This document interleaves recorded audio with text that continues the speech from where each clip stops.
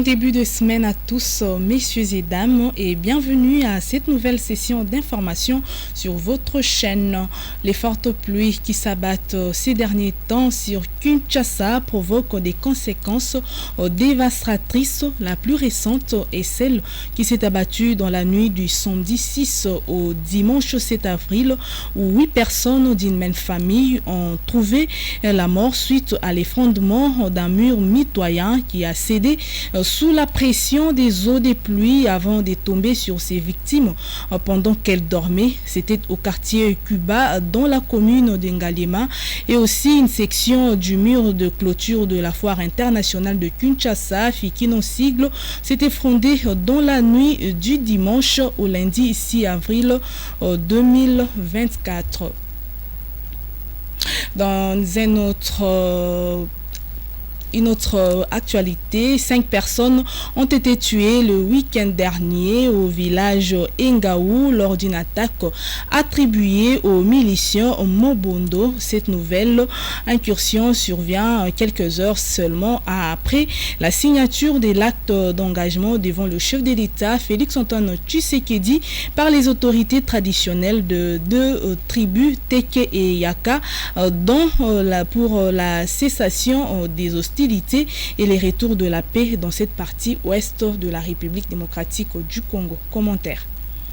5 personnes ont été tuées dans la nuit de samedi à dimanche au village Ngaou, situé à une dizaine de kilomètres de Kinsele sur la route nationale numéro 17. Selon les sources, il s'agit de 3 jeunes et 2 adultes dont les corps ont été ramenés dans les villages voisins. Il s'est de rappeler que les samedis à la Cité de l'Union africaine, réunis autour du président Félix Tshisekedi, les représentants des communautés Teke du Maindombe et Yaka du Kwangu et Yaka du Kwango ont signé un pacte d'engagement local et inclusif pour la paix et la stabilité dans les provinces de Maindombe, Kwilu, Kwango, Kinshasa et Congo central. Les deux parties avaient donc pris l'engagement formel de cesser avec les hostilités et de rechercher une solution pacifique à la crise. Elles ont promis de privilégier les dialogues, la médiation et l'arbitrage selon les coutumes locales comme moyen de prévention et de résolution des conflits. En vue d'une paix durable, les représentants des Teke et de Yaka ont levé l'option de veiller à la cohésion, à la solidarité et à la justice sociale dans leurs entités respectives. Le chef de l'État a même remercié les chefs coutumiers à qui il a promis sécurité et protection. Il s'est engagé par ailleurs à descendre lui-même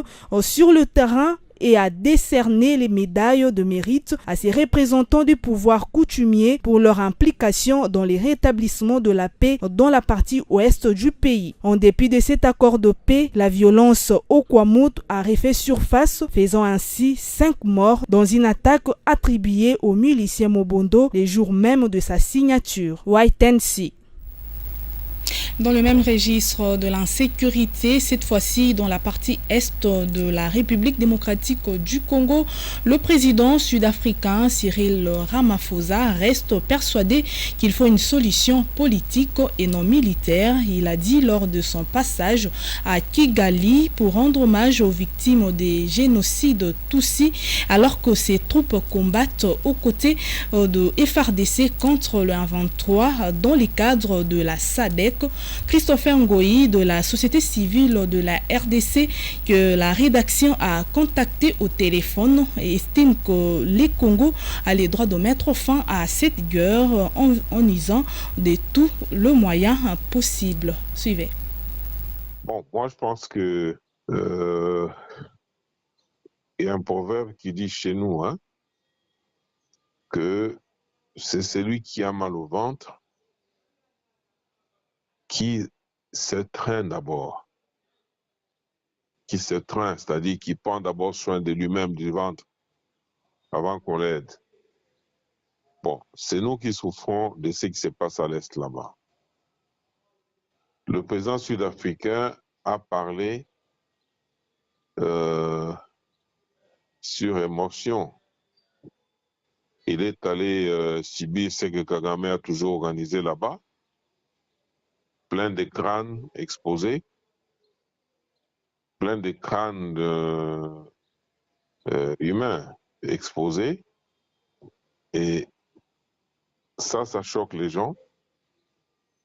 Et encore qu'il ne s'agit que de 500 000 personnes.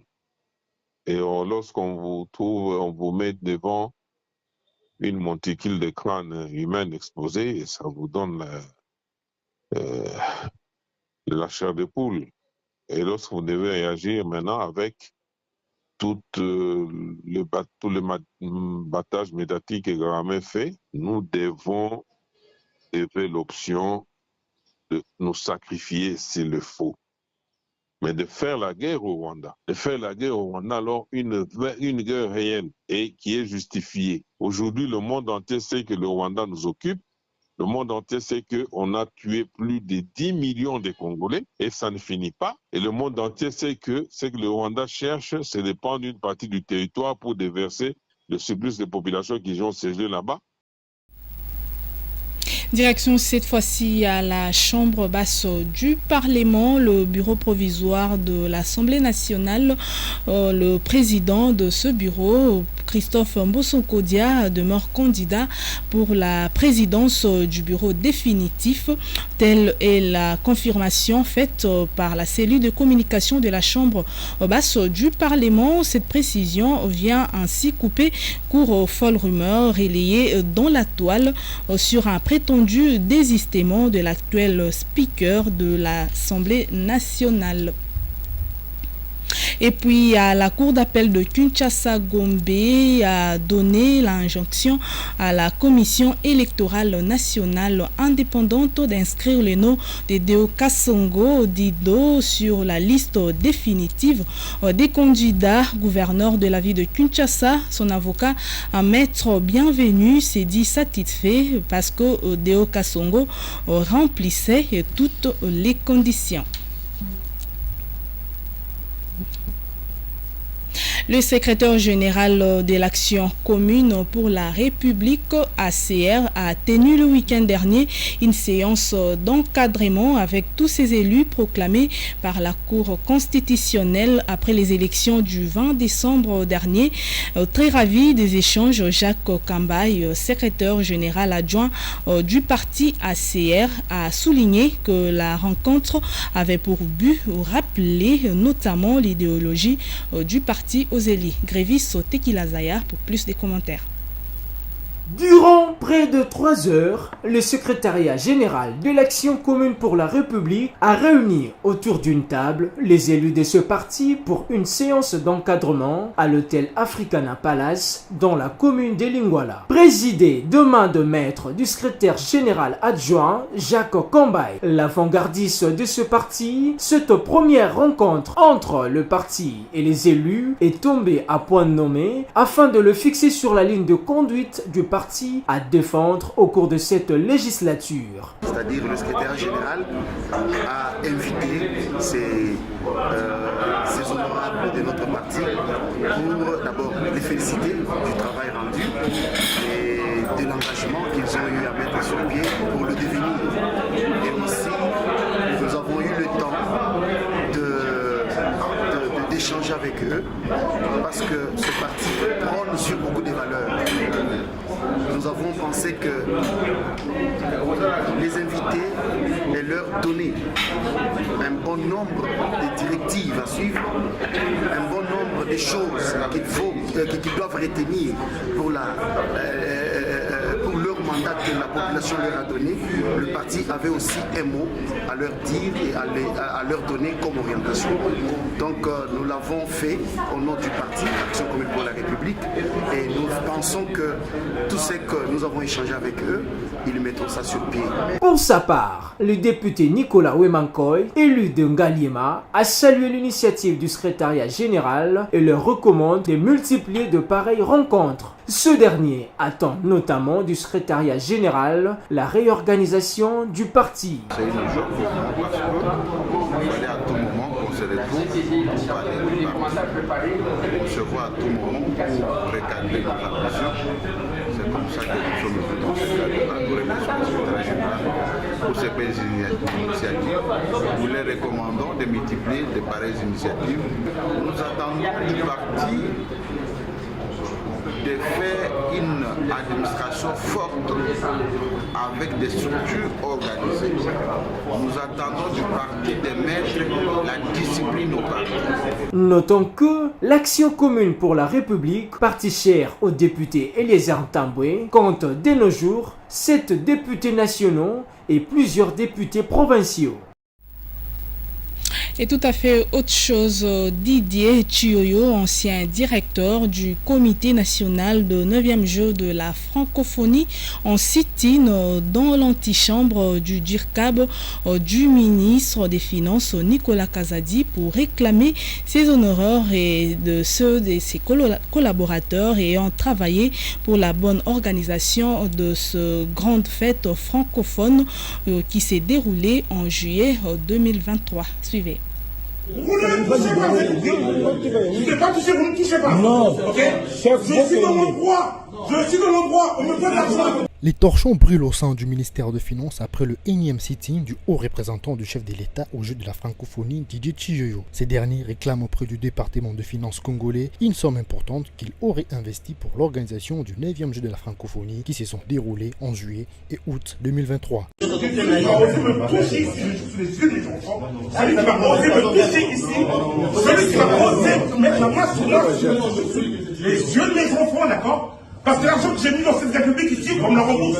Comment on rembourse mon argent, d'accord? Ça fait 3 ans que j'ai pas financé le trésor public, d'accord? J'ai ça, vous ne touchez pas, monsieur. À en croire Didier Chioyo, le gouvernement congolais avait promis à tout le monde d'éponger toutes les dettes au niveau des constructeurs, des prestataires et des travailleurs. Plusieurs mois se sont écoulés depuis la fin du jeu de la francophonie et aucun membre du comité Chioyo qui a travaillé pour le bon déroulement de cette grande fête francophone n'a été payé. Des accusations graves que le ministère des Finances congolais a rejetées vigoureusement en qualifiant toutes les allégations fallacieuses faites par l'ancien gestionnaire du jeu de la francophonie Didier Chioyo, précisant que le dossier relatif au paiement des avantages sociaux en faveur de tous les prestataires de 9e jeu de la francophonie a été géré par une commission instituée à la primature. Une affaire qui semble loin de se terminer car le haut représentant du chef de l'État assure avoir pris toutes les dispositions pour y passer de jour et de nuit. Une page noire dans ces journaux décès survenu le dimanche 7 avril à Kinshasa de la sœur Lucie Kunda, artiste musicien du gospel, membre du trio Kunda Sister. À cette occasion, Sonny Kafuta, évêque général honoraire de l'église de Réveil, a salué la mémoire de l'illustre disparu qui a accordé toute sa vie au service de l'Éternel. Suivez.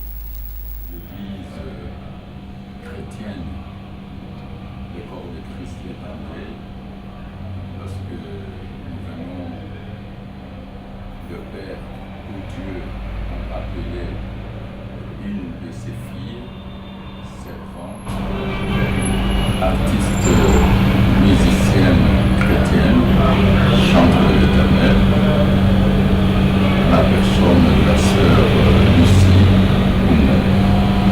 Vraiment, nous sommes dans un état de choc. Ce que nous pouvons retenir de cette servante de Jésus-Christ, personnellement, moi, c'est une famille chrétienne et elle m'a accompagné presque dans toutes mes activités évangéliques et spirituelles. Leurs caractéristiques n'ont jamais demandé ni les transports, ni les cachets, comme on le dit. Mais elles ont toujours été présentes. La deuxième chose, c'est personnellement, je devrais les écouter sans musique. Le cœur, Dieu a fait grâce à cette famille, à ses filles, ses servantes, de belles voix pour chanter Dieu. Et ensuite, une innovation, elles ont introduit un orchestre chrétien uniquement féminin. Donc, c'est les femmes qui chantent. Vraiment, nous sommes dans un état de choc.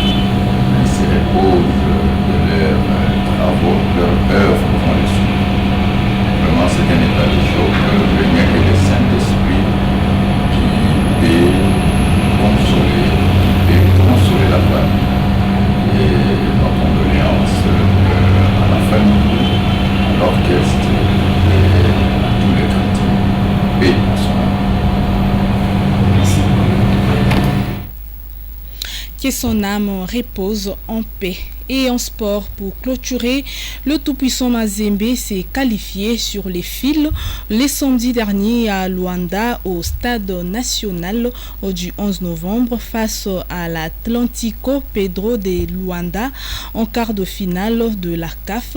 Seul représentant congolais dans cet interclub de la CAF, le Corbeau ont rendu fiers de milliers de Congolais approchés par notre rédaction. Quelques Quinois interviewés ont manifesté leur satisfaction. Suivez. L'exploit réalisé par les Corbeaux à Luanda face à la formation sportive des Petro d'Angola restera à jamais gravé dans les annales du football congolais et africain. Victoire inattendue des Corbeaux après avoir renversé la vapeur, les qualifie pour la demi-finale. Les nombreux des supporters, Quinois en particulier, s'en félicitent et demeurent optimistes pour la suite de cette prestigieuse compétition africaine.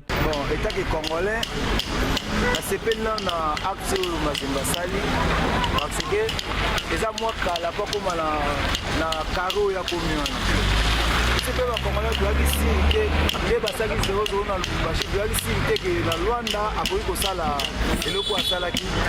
Naza d'accord nango, nasepeli bakontinue kaka bongo bakee liboso bazonga nsima te. Eza ekipe oyo biso bakongolais totiela motema. Victoire Mazembe na Angola etaki bakongolais biso nyonso esalaki biso plaisir mpona miti oyo toza ni pour ni contre. Tozokumisa etaki ekipe na biso ya Congo nde azolongola biso soli topesa ye chance akende azwa biso victoire mpo etombola Congo mobimba mpo nazali nango mposa balobo yango wana. Concernant la victoire de Puissant Mazembe, je suis vraiment satisfait. Encourager encore Mazembe à aller encore là-bas et passer la demi-finale pour se qualifier en finale. Et encore la foi pour remporter la coupe. Vraiment, la société félicitations à Makassi parce qu'ils habitent sur le terrain les meilleurs gagnants. Et basali exploit par rapport à Nembo qui est là-bas, mais quand même sur le terrain, les joueurs ont rapporté victoire. Déjà premièrement, c'est pour la République. Et tout ça, c'est vraiment par courage et délai, de façon qu'il va travailler encore davantage pour que mes collègues soient rapportés encore la victoire. Il s'y est dénoté que le tout-puissant Mazembe croisera les fers avec Al-Ali d'Égypte, tenant du titre de la compétition. Cette note sportive marque la fin de cette édition du journal, une édition de Merveille Congo coordonnée par Valentin Pelli. Merci à vous de l'avoir suivi et bonne suite des programmes sur nos antennes. Restez toujours fidèles à toutes nos plateformes de diffusion. Au revoir.